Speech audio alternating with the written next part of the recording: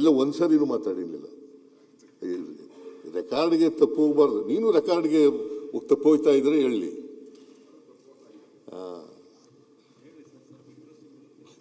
Interesting ಏನು ಬೇಡ, ನಾವು ಹೇಳೋದೇ ಇಂಟ್ರೆಸ್ಟಿಂಗು, ನೀವು ಕೇಳೋದೇ ಇಂಟ್ರೆಸ್ಟಿಂಗು. ನಾನು ಮಧ್ಯದಲ್ಲಿ ಮಾತಾಡಿದ್ರೆ ಏನಾಗ್ಬಿಡ್ತದೆ, ದಾರಿ ತಪ್ಪಿಬಿಡ್ತೀನಿ. ಇಲ್ಲ ಪಕ್ಕದಲ್ಲೆಲ್ಲ ಇರೋರೆಲ್ಲ ಪಾಪ ದಾರಿ ತಪ್ಪಿಬಿಟ್ಟು ಕಾಣೆ ಆಗ್ಬಿಟ್ಟಿದ್ದಾರೆ. ಅವರು ಎಲ್ಲಿ ಹೋಗಿದ್ದಾರೆ, ಎಲ್ಲಿ ಹುಡುಕ್ಬೇಕು, ಅವ್ರನ್ನೆಲ್ಲ ಬ್ಯಾಟ್ರಿ ಹಾಕೊಂಡು ಹುಡುಕ್ಬೇಕು, ಆ ಸ್ಥಿತಿಗೆ ತಂದಿದ್ದೀರಾ. ಈಗ ನಿನಗೆ ದಾರಿ ತಪ್ಪಿಸಿದ್ದೀನೇನಪ್ಪ? ನನ್ನ ಸ್ನೇಹಿತ ಅಂತ ಹೇಳಿದಿರಲ್ಲ, ತಪ್ಪಿಸಿಲ್ಲ. ನಿನಗೆ ದಾರಿ ತಪ್ಪಿಸೋ ಪ್ರಶ್ನೆನೇ ಇಲ್ಲ. ವಿರೋಧ ಪಕ್ಷದ ಯಾರಿಗಾರು ದಾರಿ ತಪ್ಪಿಸಿದ್ದೀನೇನ್ರಿ? ಯಾರಿಗಾರು ದಾರಿ ತಪ್ಪಿಸಿದ್ದೀನಿ? ಅಲ್ಲ, ಯಾರನ್ನ ತಪ್ಪಿಸ್ಬೇಕು ಅವ್ರನ್ನ ತಪ್ಪಿಸಿದ್ರೆ, ಯಾರಿಗೂ ತಪ್ಪಿಸ, ಯಾರನ್ನ ತಪ್ಪಿಸ್ಬೇಕು ಅವ್ರು ಅಧ್ಯಕ್ಷರೇ ದಾರಿ ಕಾಣದಾಗಿದೆ ಅಂತ ಹೇಳ್ಬಿಟ್ಟು ರಾಘವೇಂದ್ರ ದೇವಸ್ಥಾನಗಳು ಸುತ್ತಾವ್ರೆ ಎಲ್ಲ ಕಡೆ ಬಗ್ಗೆ. ಅದೇನಾದ್ರು ಆಗಿದ್ರೆ ಮಾನ್ಯ ವಿರೋಧ ಪಕ್ಷದ ನಾಯಕರು ಬೇರೆ ಯಾರಿಂದೋ ದಾರಿ ತಪ್ಪಿಬಿಟ್ಟಿದ್ದಾರೆ.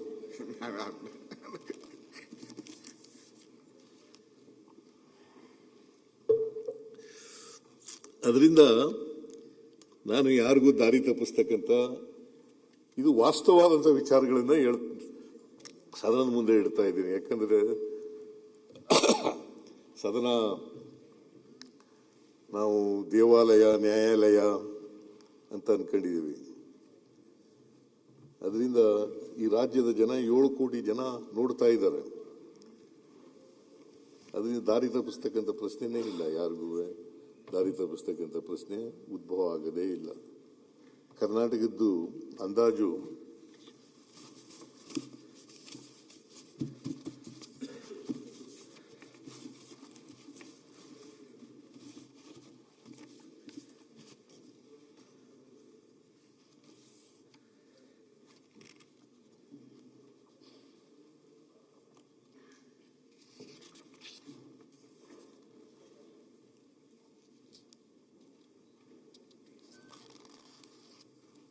ಅದರಿಂದ ನಾವು ಏನು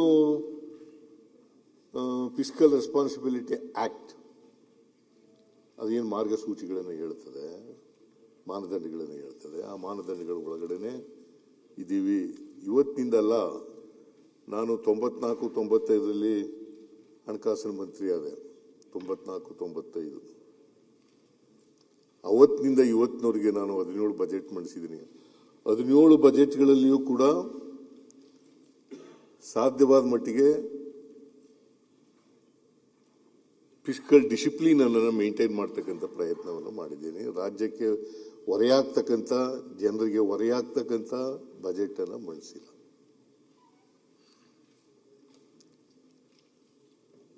ರಾಜ್ಯದ ಹಿತ ಬಹಳ ಮುಖ್ಯ, ಈ ರಾಜ್ಯದ ಜನರು ಬಹಳ ಮುಖ್ಯ. ಜನರಿಗೆ ಆರ್ಥಿಕವಾಗಿ, ಸಾಮಾಜಿಕವಾಗಿ ಶಕ್ತಿ ತುಂಬತಕ್ಕಂಥದ್ದು ಇದೆಯಲ್ಲ, ಅದು ಬಹಳ ಮುಖ್ಯ. ನಾವು ಇವತ್ತು ಅಧಿಕಾರದಲ್ಲಿ ಇರ್ಬೋದು, ನಾಳೆ ಹೋಗ್ಬೋದು. ಎಷ್ಟು ದಿನ ಅಧಿಕಾರದಲ್ಲಿ ಇರ್ತೀವಿ ಅನ್ನೋದು ಬಹಳ ಮುಖ್ಯ ಅಲ್ಲ. ಆದರೆ ಅಧಿಕಾರದಲ್ಲಿ ಇದ್ದಾಗ ನಾವು ಏನು ಮಾಡ್ತೀವಿ ಅಂತಕ್ಕಂಥದ್ದು ಬಹಳ ಮುಖ್ಯ. ಈ ರಾಜ್ಯದ ಬಡವರಿಗೆ, ದಲಿತರಿಗೆ, ಹಿಂದುಳಿದವರಿಗೆ, ಅಲ್ಪಸಂಖ್ಯಾತರಿಗೆ, ಕಾರ್ಮಿಕರಿಗೆ, ರೈತರಿಗೆ, ಮಹಿಳೆಯರಿಗೆ, ಇವ್ರಿಗೆ ಏನು ಮಾಡ್ತೀವಿ ಅನ್ನೋದು ಬಹಳ ಮುಖ್ಯ. ಸಾಮಾಜಿಕ ನ್ಯಾಯ ಮಾಡಿದೀವೋ ಇಲ್ವೋ ಅಂತಕ್ಕಂಥದ್ದು ಬಹಳ ಮುಖ್ಯ. ಅವರಿಗೆ ಆರ್ಥಿಕವಾಗಿ, ಸಾಮಾಜಿಕವಾಗಿ ಶಕ್ತಿ ತುಂಬಿದೀವೋ ಅಂತಕ್ಕಂಥದ್ದು ಬಹಳ ಮುಖ್ಯ. ಅದಕ್ಕೇನೆ ನಮ್ಮ ಸಂವಿಧಾನ 1950 ಜನವರಿ 26ನೇ ತಾರೀಕು ಬಂತು. ಅದಕ್ಕಿಂತ ಮುಂಚಿತವಾಗಿ ಬಾಬಾ ಸಾಹೇಬ್ ಅಂಬೇಡ್ಕರ್ ಅವರು, ಸಂವಿಧಾನ ಕರ್ತೃಗಳು, ಒಂದು ಮಾತನ್ನ ಹೇಳಿದ್ದಾರೆ. ನಮಗೆ ಆಗಸ್ಟ್ 15, 1947 ಸ್ವಾತಂತ್ರ್ಯ ಬಂದಿದೆ. ಆ ಸ್ವಾತಂತ್ರ್ಯ ಯಶಸ್ವಿ ಆಗಬೇಕಾದ್ರೆ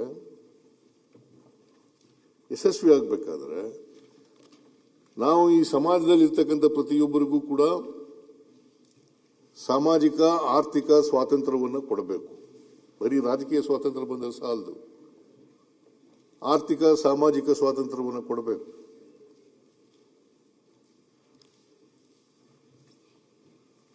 ರಾಜಕೀಯ ಸ್ವಾತಂತ್ರ್ಯ ಯಶಸ್ವಿ ಆಗಬೇಕಾದ್ರೆ ಪ್ರತಿಯೊಬ್ಬರೂ ಕೂಡ ಎಲ್ಲ ಸಮಾಜದ ಎಲ್ಲ ಜಾತಿ ಜನ ಧರ್ಮದ ಜನ, ಎಲ್ಲ ಜಾತಿ ಜನ, ಎಲ್ಲ ಭಾಷೆಯ ಜನ, ಎಲ್ರಿಗೂ ಕೂಡ ಸಾಮಾಜಿಕ ಆರ್ಥಿಕ ಶಕ್ತಿಯನ್ನು ಕೊಡಬೇಕು. ಇದು ಬಹಳ ಮುಖ್ಯ ಅಂತಕ್ಕಂಥದ್ದನ್ನು ಬಾಬಾ ಸಾಹೇಬ್ ಅಂಬೇಡ್ಕರ್ ಅವರು ಸಂವಿಧಾನ ಕರ್ತೃ ಅವ್ರು ಹೇಳಿರ್ತಕ್ಕಂಥ ಮಾತುಗಳು. ಅವ್ರು ಇನ್ನೂ ಒಂದು ಹೆಜ್ಜೆ ಮುಂದೆ ಹೋಗಿ ಹೇಳಿದ್ದಾರೆ ಅಂತಂದ್ರೆ 1950 ಜನವರಿ 26ನೇ ತಾರೀಕು ನಮ್ಮ ಸಂವಿಧಾನ ಜಾರಿಗೆ ಬರ್ತದೆ.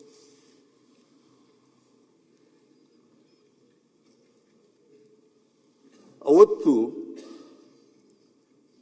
ವೈರುಧ್ಯತೆ ಇರ್ತಕ್ಕಂಥ ಸಮಾಜಕ್ಕೆ ಕಾಲಿಡ್ತಾ ಇದ್ದೀವಿ.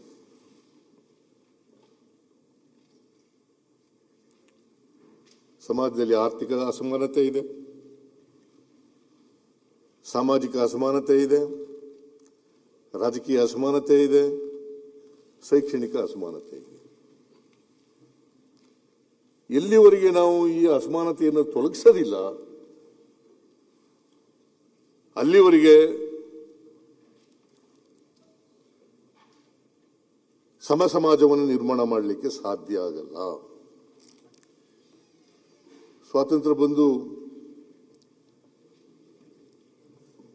79 ವರ್ಷಗಳಾಯ್ತು ಬಂತು. ಈ 79 ವರ್ಷಗಳಾದರೂ ಕೂಡ ಎಲ್ರಿಗೂ ಸಾಮಾಜಿಕ ನ್ಯಾಯವನ್ನು ಕೊಡಲಿಕ್ಕೆ ಸಾಧ್ಯ ಇಲ್ಲ. ಇವತ್ತು ಕೂಡ ಅಸಮಾನತೆಯನ್ನು ಸಮಾಜದಲ್ಲಿ ನೋಡ್ತೀವಿ.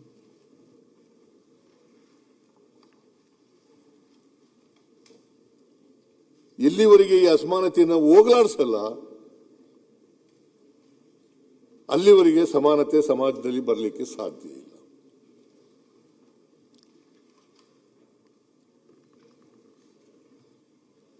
ಅದಕ್ಕೆ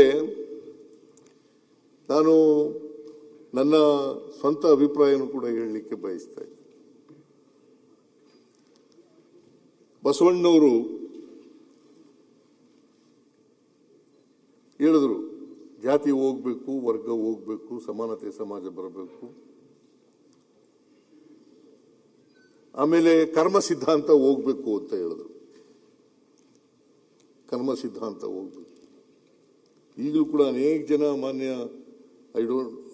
ಬಹಳ ಜನ ಸದಸ್ಯರುಗಳು, ನೀನು ಯಾಕಪ್ಪ ಹಿಂಗಾಗಿದ್ಯಾ, ನಿನಗೆ ಬಟ್ಟೆ ಇಲ್ಲ,